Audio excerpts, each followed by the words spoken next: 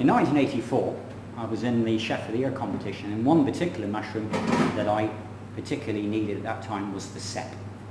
Now the cep is a beautiful mushroom. It's a good, what I call chunky, fleshy mushroom, particularly found around oak trees. And they're very difficult to find. And a colleague of mine said, I know exactly where you can find some lovely ceps. And she directed me up to Lark Hill to a copse, which I went with my young family at that time, and we drove up to this beautiful place, parked the car, and we went looking for ceps early one morning. To my surprise, my youngest son came up to me and said, Dad, look at this. And there in his hand was a live round of ammunition.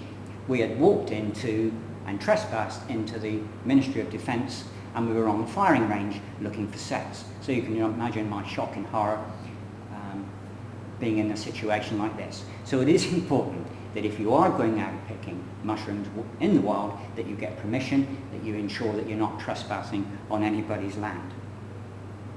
80% of fungi grow in forests and copses, places where there is plenty of woodland, and particularly where there are trees which are falling. For example, the Charentais mushroom, like these, okay, you would expect to find around fallen beech trees. Remember that the important thing is, if you cannot identify a mushroom really well, that you shouldn't take it home because it's too dangerous. So the question is, when would I go collecting mushrooms? Springtime is the ideal time for collecting morel mushrooms, and it's important to remember the time of the day. It's important that you go early in the morning, because early in the morning is when they're going to be in their plentiful supply, and you're not going to be beaten to it by competitors, and you're not going to be beaten to it by flies, which can lay eggs and maggots on the mushroom. In hot weather, there's very, very little mushrooms to be found, but that is the time when there is a lot of action taking place underground, where there is plenty of growth. In the winter is the time that you get the bluets and the oyster mushrooms. Though having said that, you can get oyster mushrooms in the summer as well.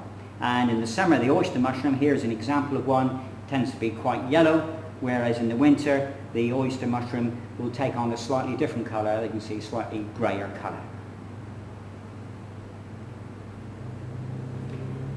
Something else is worth remembering, that if you pick mushrooms in one particular spot, if you return there in 2 or 3 days, it's quite likely that the mushrooms will be back again. A cep has been known to grow in 3 days up to 3/4 of a kilogram in weight. Another point you need to remember is also the wind direction, because being a spore-forming fungi, spores are often blown by the wind, and within a few days, if you follow where the wind has been, you can get another nice crop of mushrooms.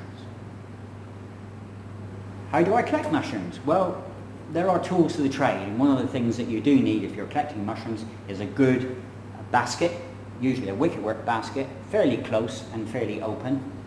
Another thing you'll need is a stick to be able to move around so that you're not doing too much damage to the woodland where you're walking, and a good hat. A hat that will take the sun out of your eyes so you can see exactly what you're walking through and what you can actually see. And a good, what I call a pen knife, a knife that's got a nice hook to it so you can cut the mushrooms.